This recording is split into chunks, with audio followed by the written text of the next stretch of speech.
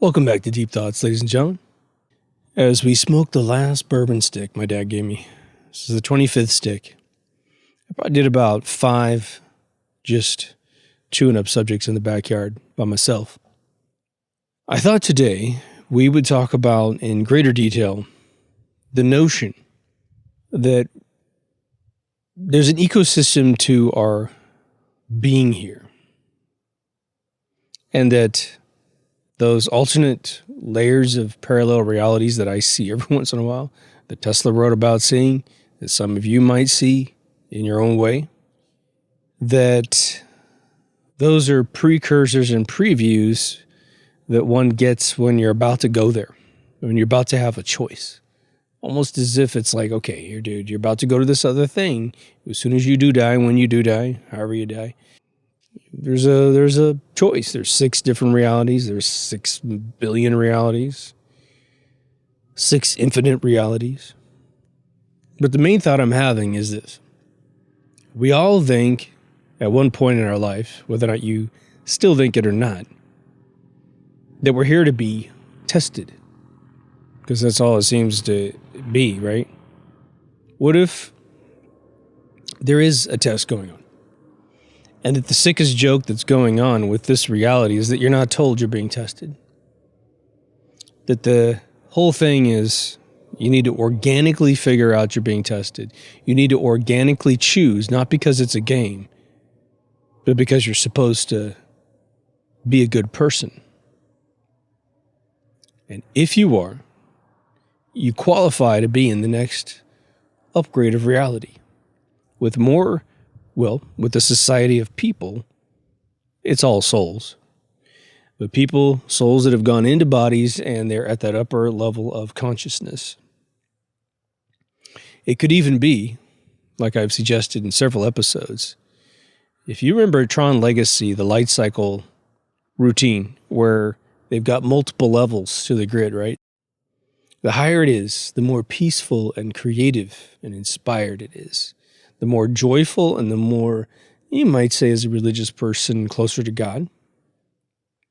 And the further down it goes, it just gets more evil, more retarded, lower IQs, lower vibrations. And so we want to go up, I think. There's some politicians I think want to go down. They love it down there. Their appetites are only satisfied at those lower levels. Where some of us are like, do no harm. We want to be creative. We want to make things happen. And I'm supposed like there's an argument for them making things happen down below as well.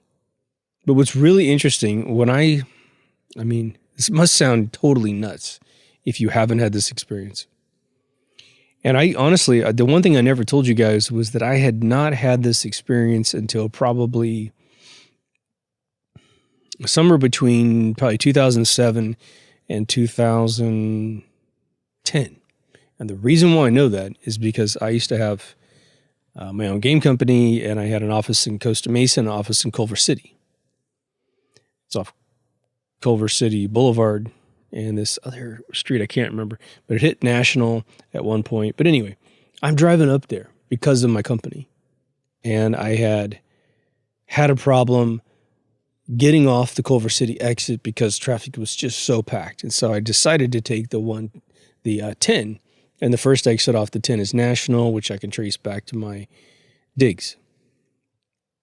It was a weird little building. It looked totally ugly on the outside, but on the inside it used to be a sound studio, so these dudes tricked it out. Apparently it was infested with termites, was going to fall down. And one of the cliches in Los Angeles, well, this whole area is you get these landlords from foreign countries, and they know that they've got a crappy building. They don't want to upgrade it, and so they trick you into a lease, and then they suddenly find everything that's wrong with the building that was wrong before you got there, and they try to blame you for something that's 20 years of termite damage. Suddenly you did it on the first day. It's really weird. But anyway, I'm turning down National, and I'm going to the first intersection, which has a little zigzag to it.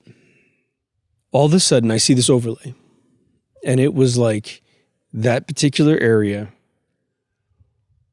kind of in a futuristic mid-century, mid-20th century look, the atomic era look, right? Where, if any of you have seen that, it's reminiscent of, it's not exactly, but you know that old picture, and I'll try to put this in there too, the old famous diner painting where there's some famous people in a diner at night.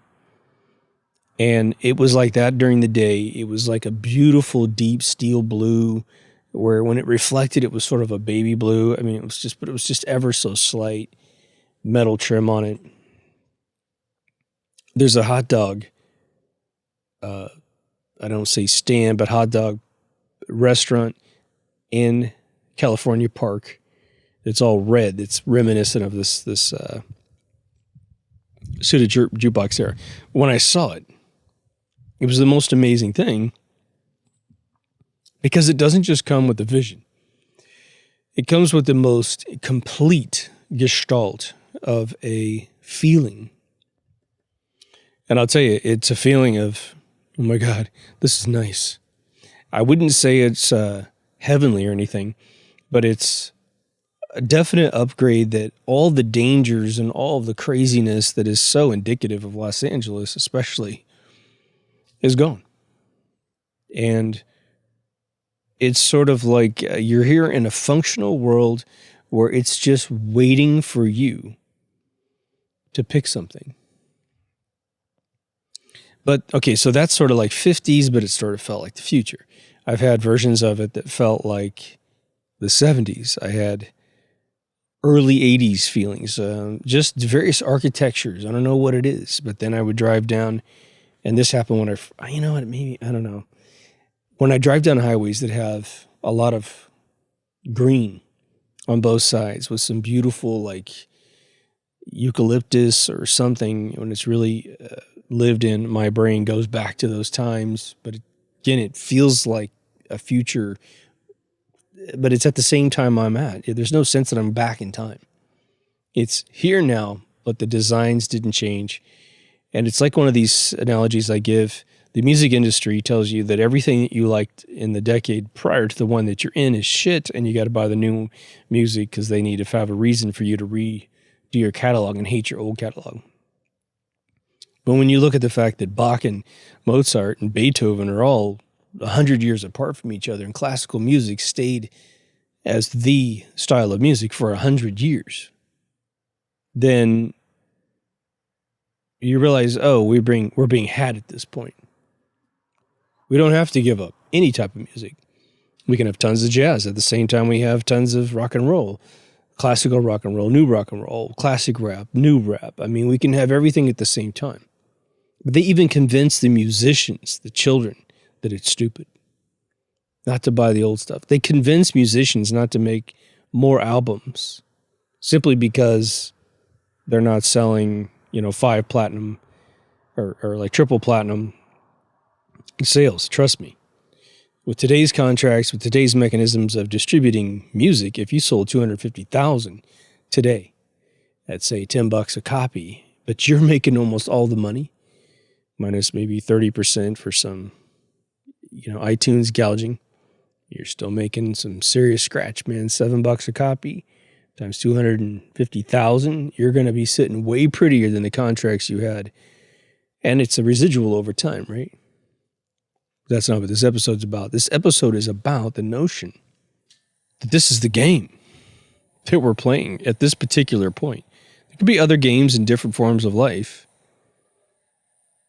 But what if the whole thing is that you upgrade to what you have achieved as a person?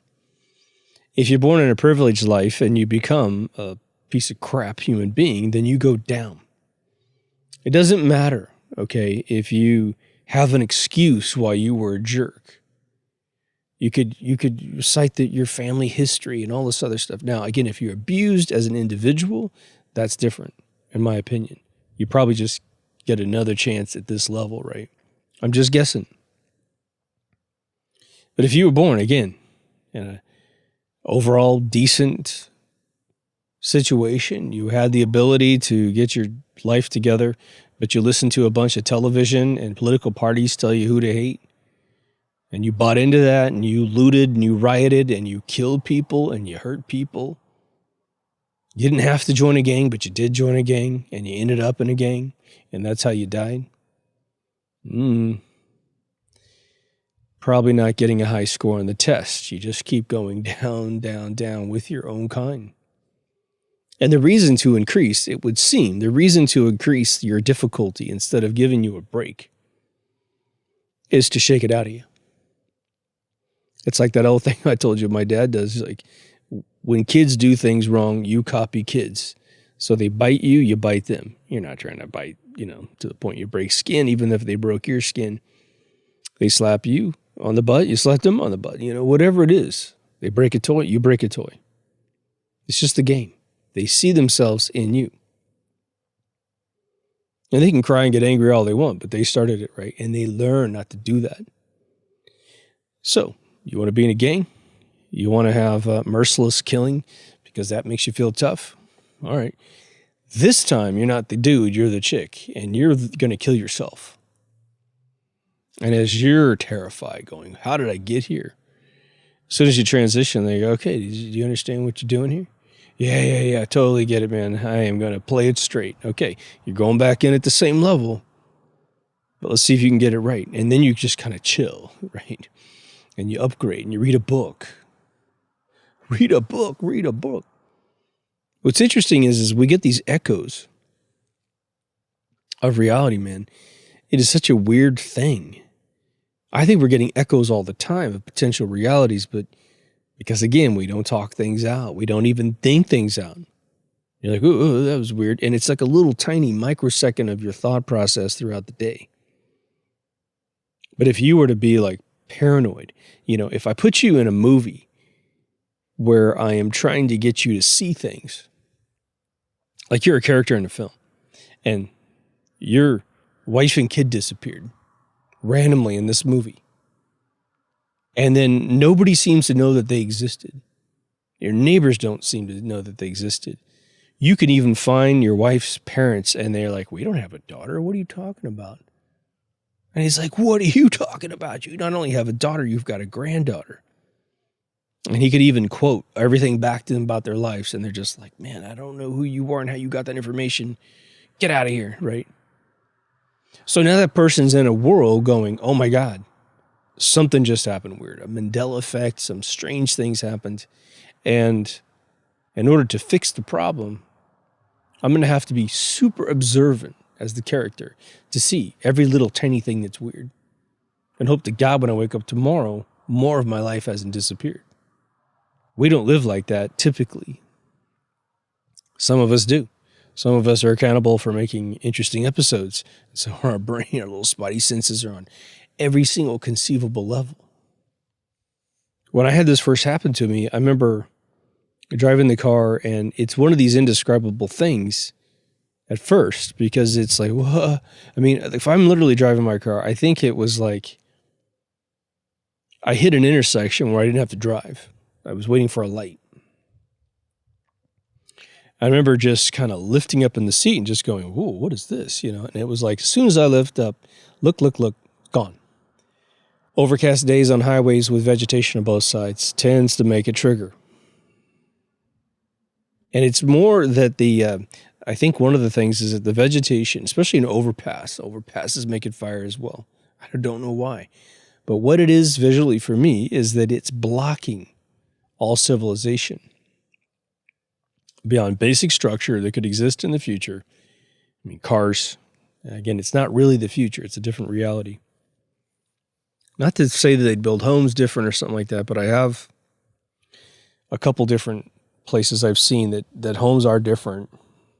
There's this weird desert community I see every once in a while. And it's like this weird, I don't want to say weird, but our homes are designed to be creative outlets. You are to have, well, you can have a room for every hobby/profession that you have. There's really no such thing as a hobby in this world. Everything is there for you constantly. And it would be to describe sort of the gestalty feeling, which is, again, a complete image, a 3D hologram of a world, right? You can look in it and look around. It's just one frame, but it's like it's the whole thing, and so you can look around. It gives me the feeling that it's like, one, you, your spouse, and your kids, we're all in this to win it.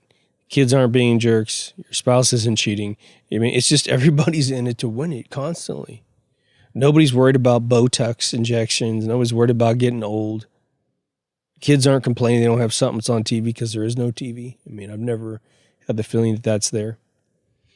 But it would be that if you wanted to get into solar panels or electric cars or wood carving, the society of that time would simply provide it to you and hook you up with people that already do it. So you have an apprenticeship. It's sort of the feeling. It's a bizarre thing to admit. But I've mentioned, we all want to play little tricks with our minds, right? To get what we want. You psych yourself out. That's what psyching yourself out is playing with your mind. It really is. We just have more clinical ways to do it. Oh, he's an athlete. He psychs himself out. Or she's a musician. She psychs herself out before she goes on stage because he's actually very nervous. That's all cool and that's all great. But if you sit in a room and supposedly do it to yourself, you could have some people say you're a little nuts. Don't worry about them. It's your life, right? Think about it this way. Regardless if you've had this experience, but especially if you have, please let me know. We are trying to frame the circumstances of this test. We're like, okay, well, it's a test. All right, what the hell does that mean? What do I have to do? You assume right off the bat you need to be a good person, but that gets boring. Not that you get bored of being a good person, but that, like, what's the result? What do I get out of this thing? Do I get to go to heaven? We've turned the afterlife into a binary situation. Heaven or hell, heaven or hell, heaven or hell. No reincarnation. But if this is nothing more, I say nothing more. That's kind of funny. But if this is a situation where we're pining for a better reality in the next life, then, and we could have been way up there at one point, and we got cynical and we bought into crap and went down. What I'm curious of is whether or not we get to adjust while we're alive. You would then wake up every day if you could put this into a frame of mind, right? Don't worry about flat earth versus globe earth. I'm going to use a dirty word, okay? Fuck those two things. Those things do nothing for you, okay? This one will do something for you. Be a great person. Be a helpful person to others. If you know how to do something, don't covet it. Hand it out. Hand it out to the point you're worried that you might be put out of work by your neighbor because they could take your job. Guarantee there's a reward on the other side of that lifestyle. So every day you wake up, you're all right. I'm no longer going to listen to fake stuff coming at me. And this is not just news. It is educational systems. It's people next to you who are weak-minded. You don't have to hate them. And you don't have to attack them. You just don't have to let that stuff in your head. When your kid comes to you and says something silly, because they're kids, you don't pound them in the face. How dare you say something that's not true? You go, oh, is that right, honey? Yeah, I saw an elf in the backyard. No, really. What do he look like? Well, he had red noses. And try to enjoy disinformation a little bit like that. But it's all about you. It's about you taking control of your life. I haven't said this before, but it's true.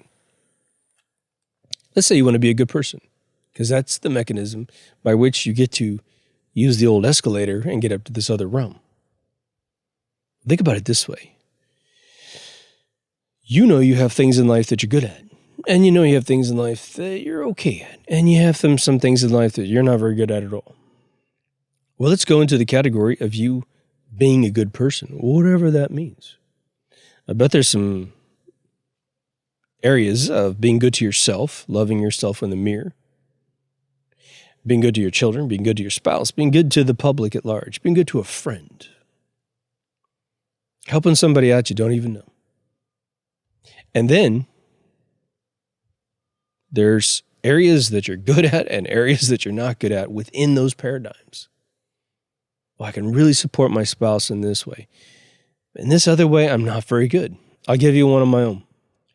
I am definitely, as you might imagine, a super duper champion of people's dreams. I mean, I can get in you, and once I get into you, you'll realize, like, if I life coach you, man, it will not feel like a raw bunch of crap. I'm going to ask you meticulous questions, both coarse and fine-tuning questions about who you are. And to the degree you're telling me the truth, and I'll try to smell your BS as well, even if you're doing it unintentionally. I'll get into your past. I'll get into your present. I'll get into your goals of your future, and I will construct out of your existence a plan that is based on who you are exactly right now. And you won't be able to deny the plan that's made for you, out of you, for you, with your dreams, with options to change your plan. You're good. Now, let's say I get to know you really, really well. I have had this defect, okay? This is a funny one, man. You're not even going to expect this one. I've had this weird defect for a long, long time. It's your birthday. I know you really well. And I don't know why, but I suck at putting on birthdays for people. Sometimes I do really well. Sometimes I don't. Sometimes I know what I need to do, and I've gotten better in the last couple of years. I found that one of my strengths, and I should say this. I got a friend who's got a birthday and a Christmas really close together, and so I instead of buying them something, I took the favorite movie that they love. It was a Wes Anderson movie, and I painted like 3 paintings. In fact, I did a painting. It's the one with Moonrise Kingdom. Jeez, I can't believe I had to look that up. I bought a little white house, or a lighthouse, not a white house. Did a little lighthouse that was like a bird feeder, and then I totally painted it to look like the one in the movie and put the little girl on top. Then I did a bunch of relief wood on a canvas, and I made the house, that famous house, and it's all relief with her on the top. And then I did the tents in a little tiny canvas about this big. That one, I blew it out of the park. She cried. It was great. So got a little bit better. But I mean, for years, you can talk to ex-girlfriends, friends. They're just like, yeah, I don't even know if this dude knows I'm alive. It's weird. So if I want to make someone feel special, it's more difficult in the birthday realm than for me, for whatever stupid reason. Again, I might have figured it out, but sometimes stuff just takes time. So you're good at certain things is my point. Pick the ones that you're really good at and just be very adamant about that. And then if you want to get good at the ones that you have traditionally not done so great at, just, peek over into the other column and practice. But don't commit to anything in that column because that's not your strength. But this gets at the heart of something else deeper for me. And it's sort of the thing I'd mentioned in a recent episode here, which is the Alien debut, which is, if this is a big test in here, more like a Dark City thing, where we're in a container that has all of the hallmarks of not a container to deceive us, then they absolutely do not want us to figure out that we're being watched and that they're trying to distill out of us something that is very special. They're testing our DNA or whatever. They never want us to find out what's going on. If it's God, maybe God himself, herself has the same exact objective. They can't know that they're being tested. Or if they're smart enough to figure out that they're being tested, and they figure out exactly how they're being tested, well, then they deserve whatever benefits they can gain for achieving, in this particular instance of humanity, the benefits of the game. But isn't it interesting how man is born into this world? And we're never given a book on how to live our lives and what the hell we're doing here. What does religion do in general? Well, in some ways, when you just look at the moral code of man, you could say, oh, well, religion provides a moral code. Teaches us how to behave, in case you can't figure it out by yourself, right? It is interesting to think that when we're raised in the moral code of a church, even just the Ten Commandments. It's pretty easy to understand that thou shalt not murder, thou shalt not kill, right? That's pretty easy because you don't want to be killed. So you can assume that you shouldn't be killing other people. Anything that you don't like, you know that someone else potentially also wouldn't like it. Makes sense. But there's one in there that's fairly metaphysical, which is something to the effect of thou shalt not covet thy friend's wife or something like that. Okay, well, that might fall immediately in the category of you wouldn't want anyone else to have the hots for your wife. But isn't it interesting in society today, we have this very common thing that occurs, and I can't say that I would be completely innocent of this myself.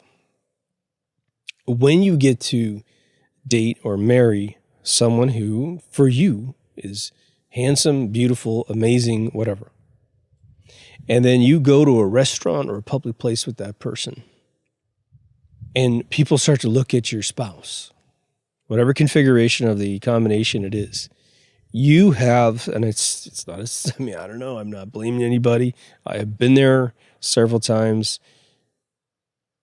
They're coveting your spouse. Everyone's going, whoa, look at that person. She's hot, he's handsome, whatever. Nice body either way.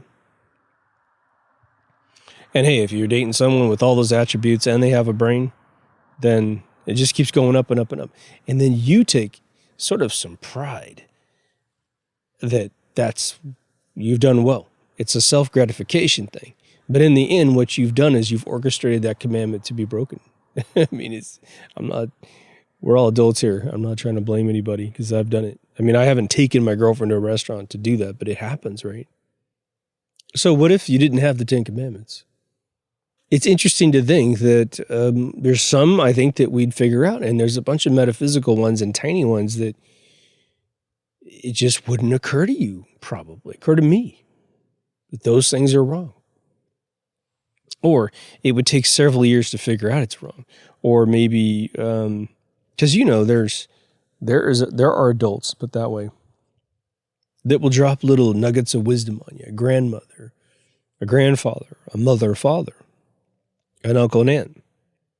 And they'll lean in on you and be like, don't do that. And you're like, what? What? Yeah, don't do that thing. It's really bad. And then you're seriously confused. You're like, what am I doing wrong? That thing, don't do it, And then eventually you stop doing it to appease the person that you love.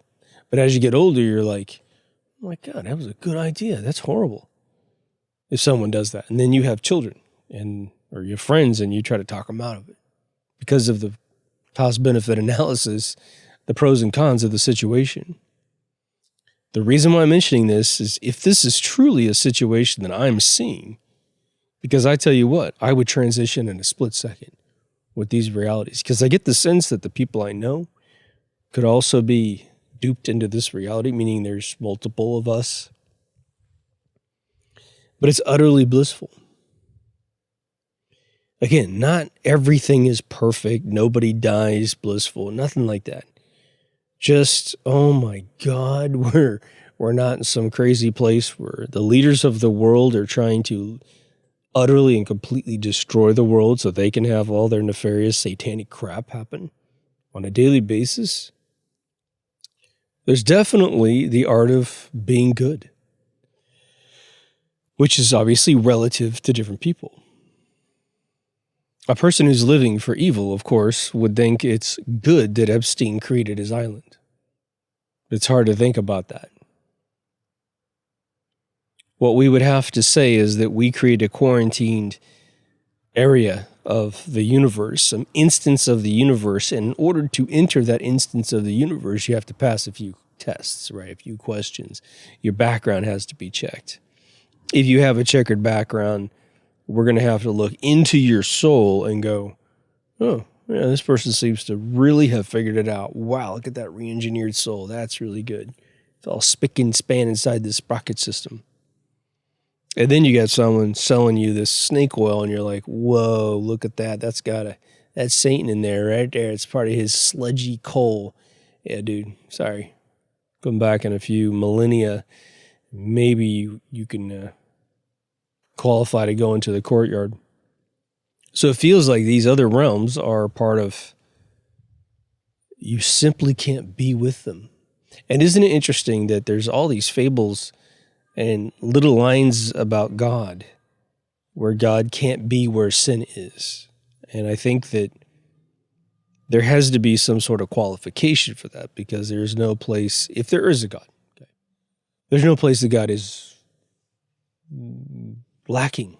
Because if God wasn't in your bedroom when you're doing something you're not supposed to be doing, then you wouldn't exist. Whoever this being is taking care of you and all your surroundings and every little particle that makes you up.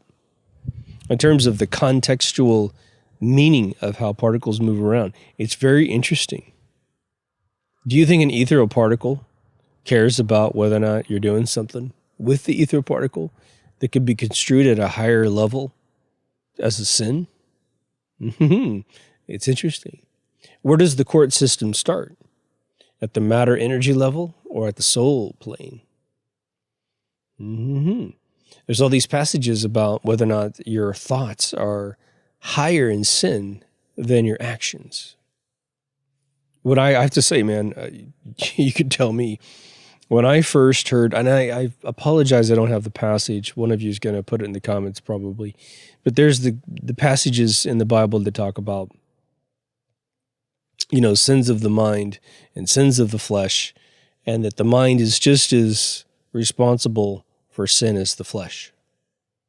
And then you start looking inside your head and you're like, oh man, don't tell me this chaos that I can't control entirely is something that I'm responsible for.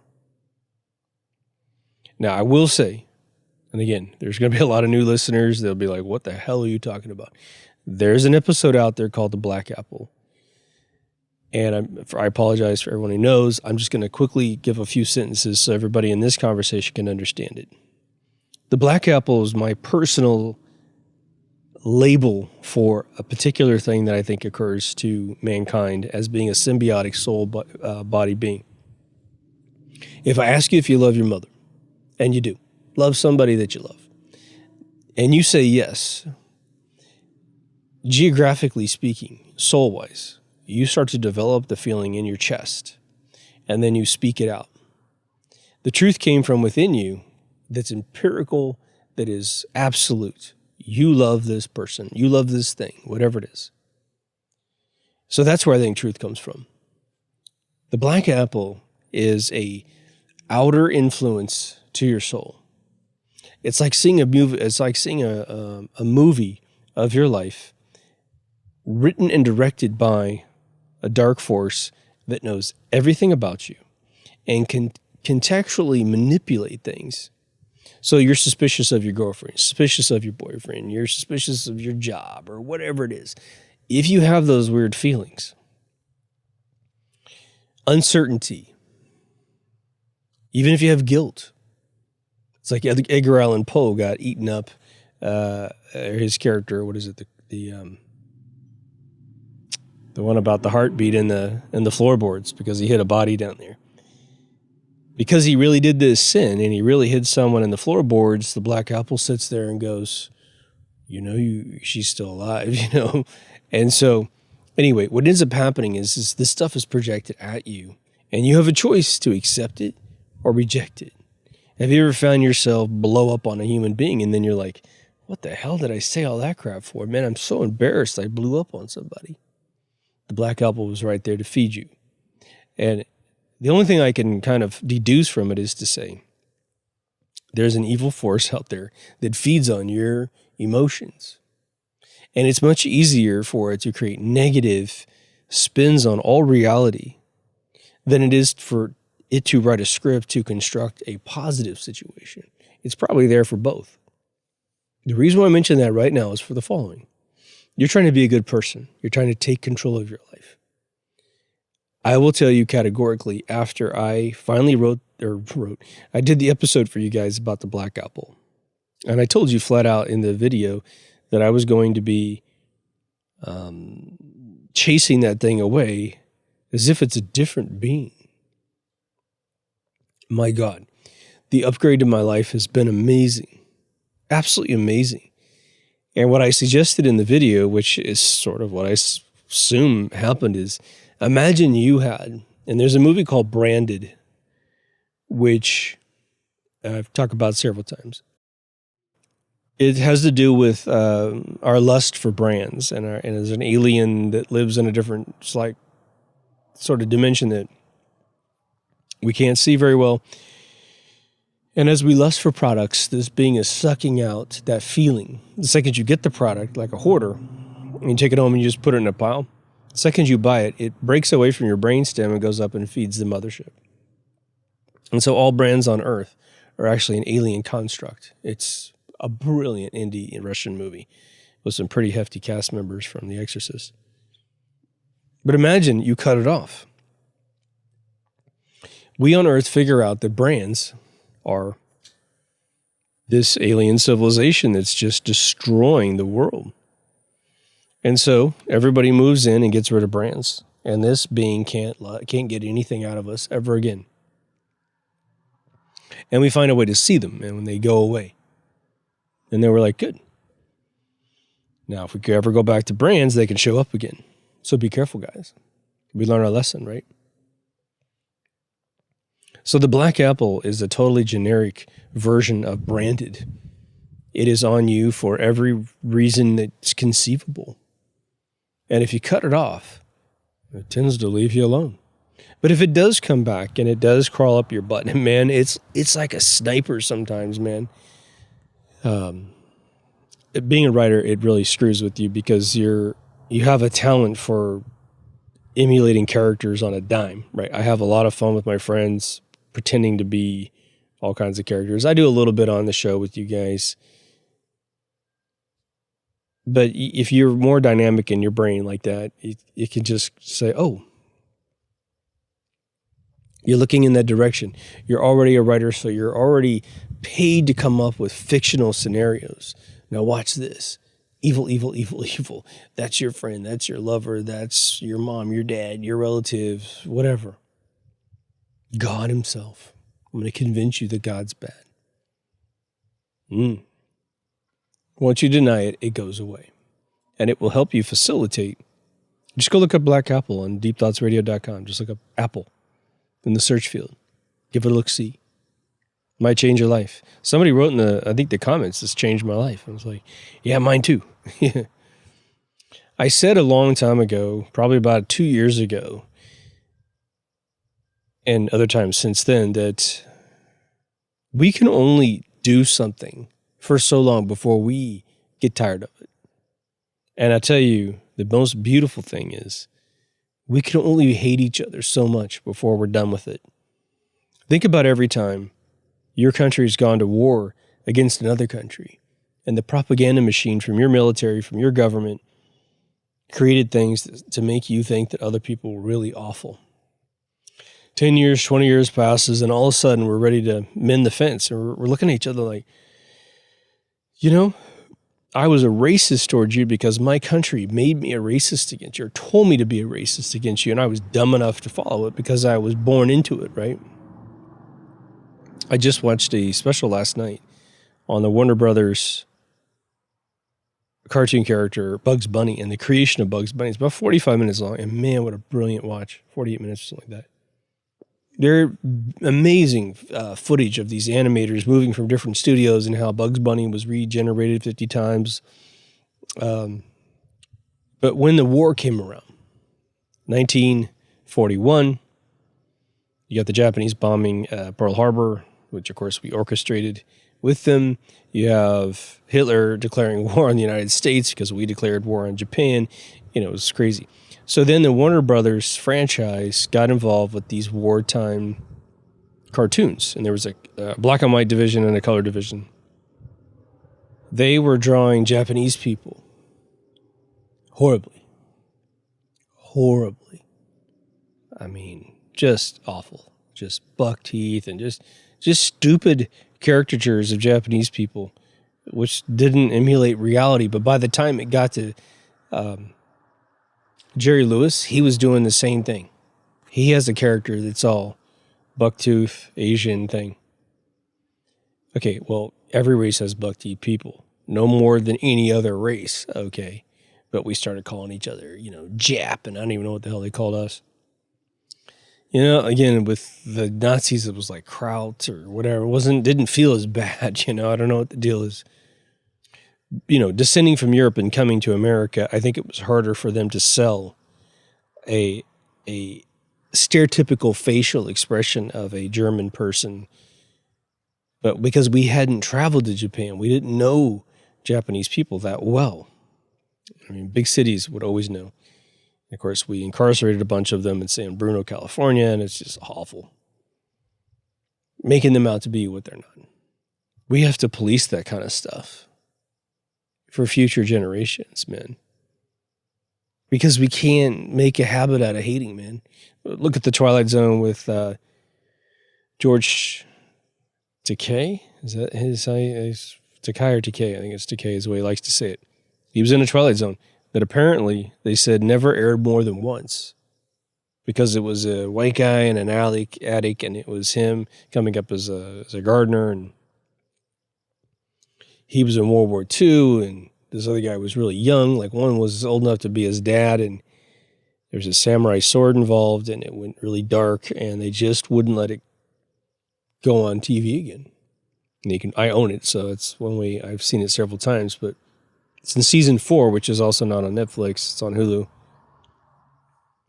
We're coming out of this phase. Yes, there are people spending tremendous amounts of money on this hatred thing, and they've really convinced a lot of folks to just go balls to the wall. Every day they wake up, they are on the edge of life. They're on the edge of prosperity, feeling like they have no options because they have no guidance. They're unwilling to, they just don't know. You can pick up everything and change where you live. It's better than running around randomly punching people in subways. Just pick up everything you own. Go to a different town. Explain your situation. Get on welfare if you have to for a little while and start something new in a positive region of the world. Don't burn your soul for anybody else. And it's unbelievable. I mean, again, how dark certain leaders are. I mean, George Soros' soul. I think it's like, that dude goes to hell and the devil's like, God damn, I thought I was a fucking piece of shit. But George, here's the medallion. You just take over being Satan because, man, I thought I had the game down, but you're the dude. See you later, man. It's nuts. So trying to wake up every day. Let's get rid of all that dark stuff for a second. We had to visit it for a second. Just like Luke Skywalker on Dagobah had to go into the cave. We had to go into the cave for a split second to see ourselves. Waking up for positivity. My strategy has been to simplify my life. Initially, you got to simplify almost all your communications. Who do you talk to on a daily basis? What do you talk about? If you're in a place that you love, then keep nurturing that routine that you have because that has probably got a really good sort of like marimba thing or xylophone thing where you're hitting the notes in a circle, almost like a wind chime, and it's sounding good to you that day, The healing bowls that you strum are nice, right? But if you're lacking that perfection, like a lot of us, what I have found to work out, and it's almost been serendipitous thing, is to say, okay, how do you usually relay out your room? You got a front room, bedroom, your office. Now let's give you an idealistic situation. Well, in my experience, okay, the very best way to do it is to take everything out of the room. I don't care if you got to use your front lawn, if you got to use all your rooms because you're in an apartment, if you got a back patio and you got a backyard like this, take everything out back. Scrub it all down. Paint it differently if you need to. If you got bad mojo in there, like The Shining, you've had a few arguments with your previous girlfriend, boyfriend, or they still live with you, but you're both kind of okay today. You both need to have the Pavlovian trigger of the paint color to be reset. If a particular piece of furniture was involved in an argument for whatever reason, maybe you do what they did in Office Space. You get a sledgehammer and you just destroy it. Because even if it exists somewhere in the world, you can still think about it, but you just break it down, you put it in the dumpster. It's perfectly fine. But that memory's got to go. When you're all done resetting bad imagery, getting rid of icons that are bad for you. Again, I'll tell you, if this cell phone was involved in some fight I had or something, I threw it at the wall or something, right? It's got to go. If I give it to a friend, it still exists. In my mind, it still exists. It didn't die. It's got to be crushed up and destroyed. So that turns, ashes to ashes and dust to dust, right? Okay, so now you're going to put everything back in and maybe change it around a little bit. Test things out. Don't just say the sofa goes here because it always goes here. Try it a different way. Maybe you put a regimen in, and this is more of a metaphorical exercise than a physical exercise, but this one works too, because you can do what I'm about to say with the inside of your brain. Sometimes outside Pavlovian triggers make it more difficult for you to re-engineer your consciousness, right? Put it in and you try it. Say in a month, 2 weeks, we're going to try it again, some other location. Maybe we really like the way that it's set up initially. Feel like you got it right. But you don't know what it's like to change it, so you change it a different way. And you confirm either that you love the previous way, or you confirm, yeah, there are more options than just the first instincts that we had. I think you get me on this particular metaphor, right?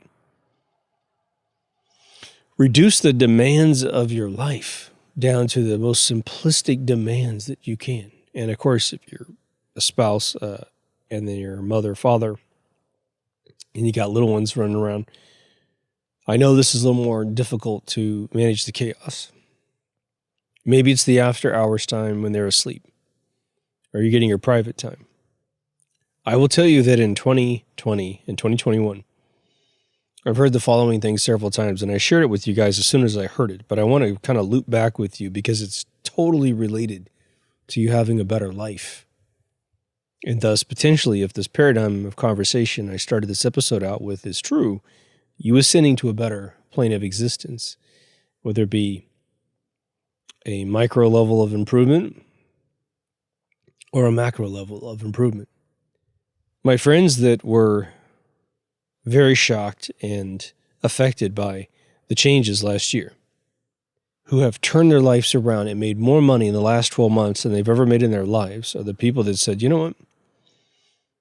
I'm going to ignore all this bullshit. I'm not going to let it get to me. And you simply turn off all these arteries of crap. It is amazing when you pull out of those realms and you don't watch them anymore. And then you regulate what you take in as being a positive. Like maybe not watch all the narco shows on Netflix. Maybe not watch mobster interviews on YouTube. Focus on positive stuff. Maybe focus like I did on Computer Chronicles, something that is like from your past that you admire, that's always positive, whatever that is. Watch Soul Train dance lines or whatever it is. Pick something that was happy. And if you were raised in the 90s, I don't know where you go. Maybe go back to your parents' age. Go find something that's old and endearing. When you do that for a little while and then you tune back in, you go to a friend's house, you go to some restaurant that's playing crappy news, you'll feel it. You'll feel how the world majority lives in fiction and you live in reality. Even if it's retro reality, it's reality. And what this does is this removes this acidic frequency from your life. And it's also an interfering frequency. You know, you will hear me say several times, and I got this from Vivian Kubrick. She says this to me all the time, and it's just been beautiful since then. But low vibration and high vibration people, Just like a computer, the lower the frequency of the CPU, the slower it is, the less you can do with it. The higher frequency, you get more zeros and ones, you get more processing power. The higher the frequency, the more complex subjects you can hold in your mind. If you have a really beautiful frequency, and if you've done something physical that's, you got a dance move going, or you're playing some sport, or you're doing something, and something bothers you. You had a really good train of thought, but a big motorcycle drove by, or some, like we got these kids that are putting glass packs on these crappy cars. It could throw you off your consciousness. So you want to reduce the noise around your body too. It will return control to your life. And then, what has always been a simple concept, having beautiful thoughts, becomes possible.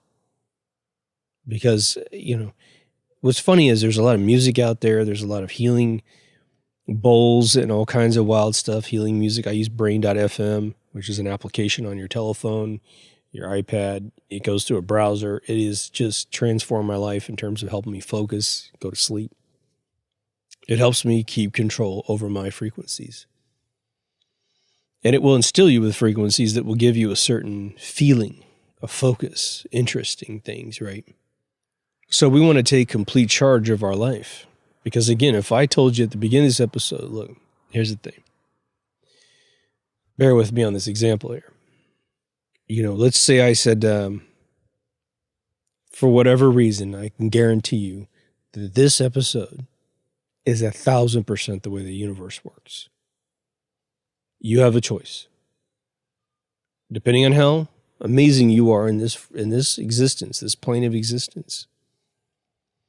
If you, in this journey, genuinely understanding what is harm and what is no harm, if you can figure out how to be good to everyone, be good to yourself, have a general positive feeling about what the universe can do for you, not only will you have a much better existence in this instance of life as a human being, but as your body passes and you go to the next realm, and believe me, at the end of this journey, it'll be challenging. Your health will deteriorate. You need to understand that's just a process, and don't start hating the universe because of a natural thing that occurs.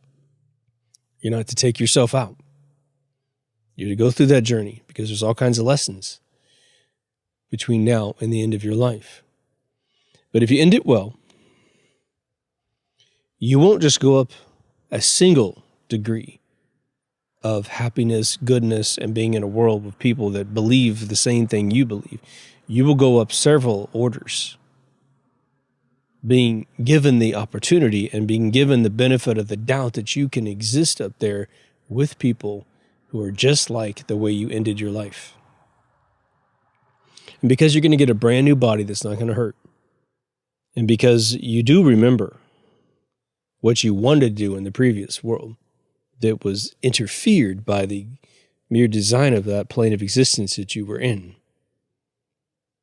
you're going to get to that other plane and you're going to appreciate the flowers, the sky, the vegetation, the architecture, a smile on a person, hanging out in the park, having no bills, no taxes. All you're going to do is do what you want to do. And, if there needed to be a house built, everyone's going to work on that together. If a ditch needs to be dug, everyone's going to do that together. And it's not anyone lower or higher than another person. In fact, some super mega genius could be like, I need to dig a ditch because while I'm digging this ditch, I'm thinking about this problem I've been trying to solve at home. And this is just good old-fashioned work that makes me feel good at the end of the day. When the water flows down that ditch and goes to the right pipe or whatever, I did that. And I did that with my neighbors, and I did it with my fellow people. If I tell it to you like that and you believe me, then you're like, okay, this is cool. I love it. I got a little secret about the universe. All right? Now, the way I get there and the way I get the opportunity to pop to the highest next level. Let's say there's 100 levels. I would assume there's probably infinite levels, but let's say there's only 100. And you and I right now, you can hear my voice because we're on, say, 26. But we'd like to get, from this realm after we pass naturally, however that happens, could be an accident or whatever, but when we pass, we could go up 2 levels, 5 levels, 10 levels, and maybe the highest we could pop is 20 levels. I'm making this up.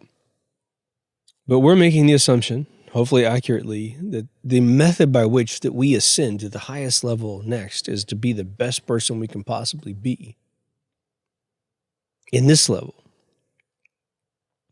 And it doesn't matter when we start, as long as we start, probably more than just a day before we die.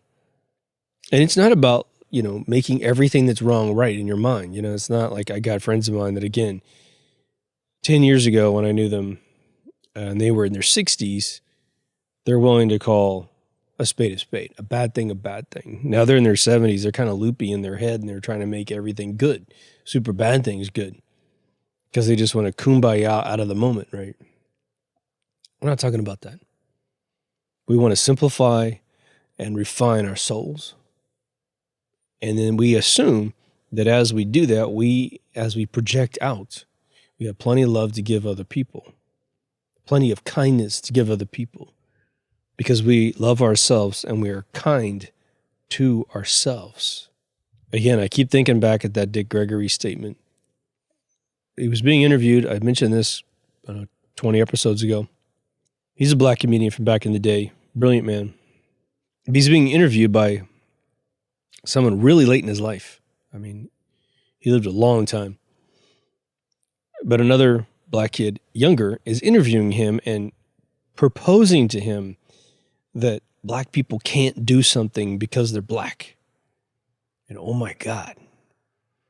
You talk about, just that wisdom that is like dripping molasses wisdom that's just like super concentrated. Everybody shut up because Dick Gregory's talking, He lashes out, not personally at the kid necessarily, but he said, don't ever say that. Don't ever say that because you're black, you can't do something. He says, and I'm paraphrasing, and he's pissed, and I've never seen him be so mad. I guess what the video was called. It's like celebrities who've lost their cool or something like that was the thing. It's the only one that mattered to me. But he said, you've already lost if you say that. You're buying into that crap that we're inferior. Stop it, because he was super successful. And he had to fight through racism and all kinds of stuff, man. And he's kind of like, you don't even know what racism is. You have no clue. You can eat, drink at any fountain. You can go into any door. You can marry a white girl. Like, you have no idea what you're talking about. You're pissing and moaning like a little bitch. It was amazing. And it was like everybody of every race can hear this story and get it. And I feel like when you are kind to yourself and you love yourself, you have to take a little bit of that molasses, right? A little bit of caramel amazingness, right? And put it in your life. Take it, eat it, and let it penetrate you and say, okay, here's the thing. Here's the new rule with myself. Because there's all kinds of psychology studies that are going to echo what I'm saying. They've done huge studies, and they said the most successful people tend not to take credit for the things they've gotten wrong in their life, which sounds hideous, right? Donald Trump's like this. What difference does it make at this point, So the idea is, if you, in our realm of existence, before you get to being a billionaire and a politician, all this other crap, just in our realm of existence, if you do something wrong, instead of saying things that are like almost irreversible statements like, well, I guess, you're just a jerk. You're just this way. It's an absolute statement that should never be spoken. I used to having a girlfriend. If she ever wanted to try and win an argument, it was really pathetic. You'd ask her not to do something again, like something bad occurred. And you're like, hey, man, I really would appreciate it if you didn't do that. Oh, well, I guess I'm just a bitch. I guess I'm just a jerk. I'm just blah, blah, blah. I'm an asshole, blah, blah, blah. It's like, no. I just don't want you to do that one thing if you can get around it, and if you need to, let me know that that's about to occur, and because I don't like it, but whatever it is, you're just kind of trying to be cool. What you need to say to yourself, forget this relationship example I gave, is, oh man, I really screwed that one up. You know what? I now know I made the mistake, and I'm going to get it right next time. And then just thank your lucky stars that, man, you figured out one thing you got wrong. It's totally cool. You'll be better next time. And what's interesting is there's archetypes of getting things wrong. A lot of times, not every time, but a lot of times it's a lack of analysis. You didn't pay attention. And so you got something wrong. You didn't look at the facts before you went into something. I'll give you a silly analogy. If you're hooked on candy, for example, one of the reasons why certain adults get out of eating candy from their adolescence to their adulthood is that they remember the chemical effects of eating candy. They had a lust for it. While they're chewing up the candy in their mouth, it's giving them this euphoric feeling. But the second they swallow and drink water or whatever it is, it's totally gone. You don't have any remnant of the taste anymore. And so the only thing you can do is put more of it in your pie hole and get diabetes, right? So the more that you gain weight, you have health issues from eating candy, you're realizing, you know what, the experience is really only in my head that eating a whole bag of candy is going to be great. Because watch this, don't put another licorice stick in your mouth. Chew it up, drink some water. What do you taste now? A little bit maybe? You got stuff stuck in your teeth. You have to dig it out later. There's all kinds of negativity to it. So once you start realizing these patterns don't really pay off, you can start getting control of yourself. But loving yourself is gigantic. When you start exhibitioning the love for yourself in verbal methodologies on a minute-to-minute basis, then you become a narcissist. But to utter to a friend, I think I love myself, that should be fully accepted in society. But if you walk around going, God, if you guys could only be as good as I am at all these things, it could even be true. It could even be true that you are just better than most of us at something that you do. And it's frustrating for you to see people botch things. Think about all the super talented people you might meet in your lifetime. How depressing is it was it for Eddie Van Halen to watch other people play the guitar, in his genre? Anyone who's amazing. It's got to get kind of lonely at the top, right? Or they could think of us focus on something else. We're all usually capable of finding something in ourselves that needs to be a little bit modified, right? What's interesting about this concept, and I can almost assure you this would be part of the result of attempting to embrace this notion. Again, I'm just throwing you something that happens to me, and I'm thinking about it out loud to you guys. The more that you gain control over your mind, and therefore, or thus, your happiness in life, you gain control. Doesn't mean you're perfect, by any means. I don't even know what that would be. You'll become increasingly more happy.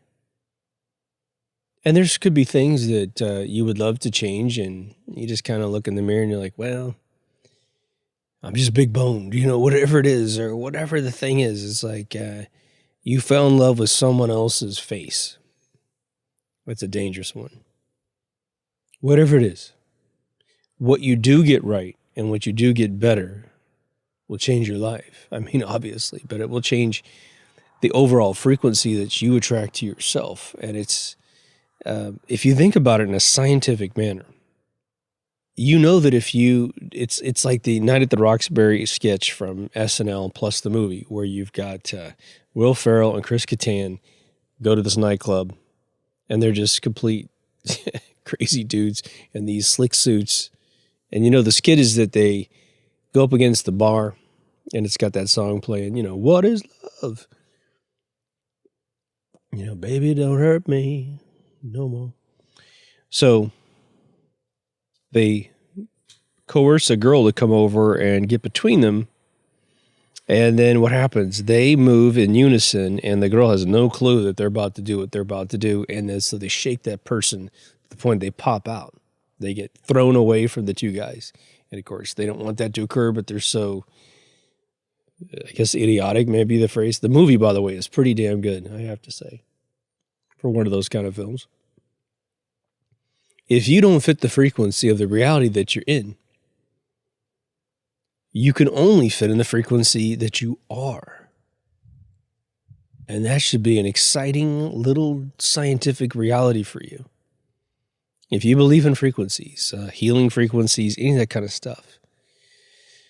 Well, if you can change your soul's frequency, it's going to change your body's frequency. Then it's going to change your mind's frequency.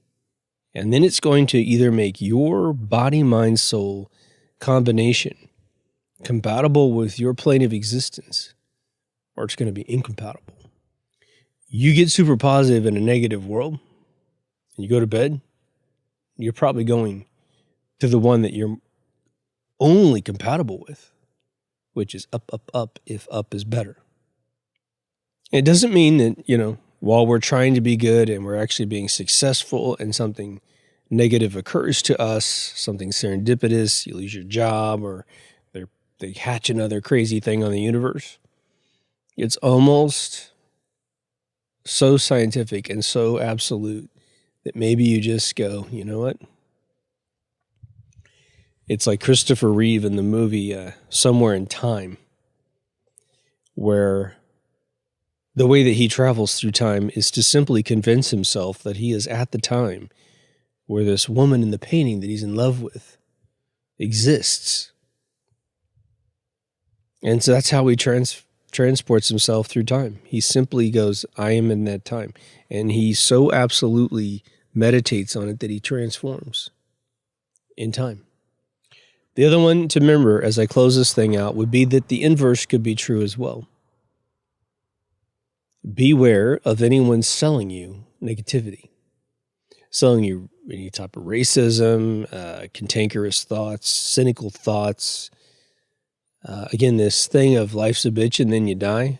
Boy, you hang on to that passport of an analogy, you got a one-way ticket down on the elevator, because it's just a cynical loser thought.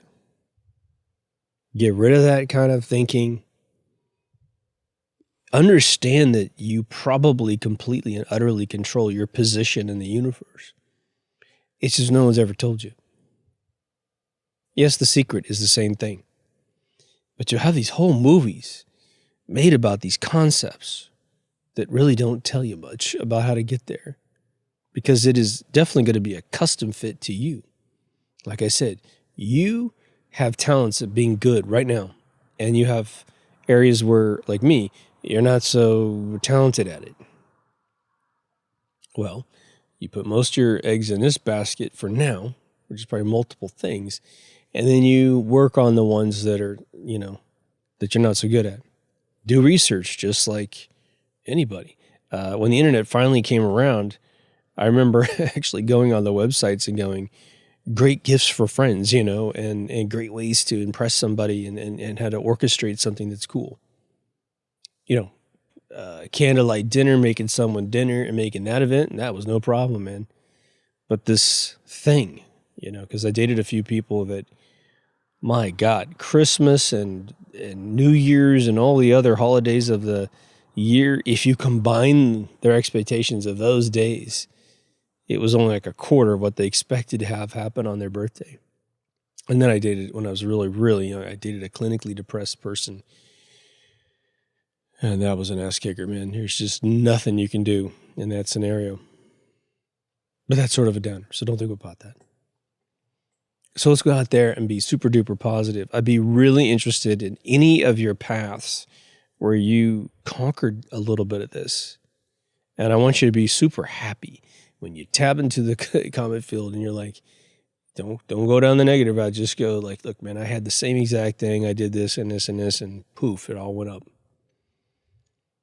And just understand you're probably helping every single one of us that read your comment. You know, it's cool. So anyway, I think that's all I got on this particular subject. This one's near and dear to my heart, and one I've been thinking about quite a bit, and one I'm going to be doing everything in this video I've told you on a daily basis. So this is not me pumping out something just to cover an episode. If you haven't been to deepthoughtsradio.com, all I'm going to say is everything's there. To all the Patreons, thank you so much. Take care of yourself and someone else, and I'll see you on the next Deep Thoughts. Over now.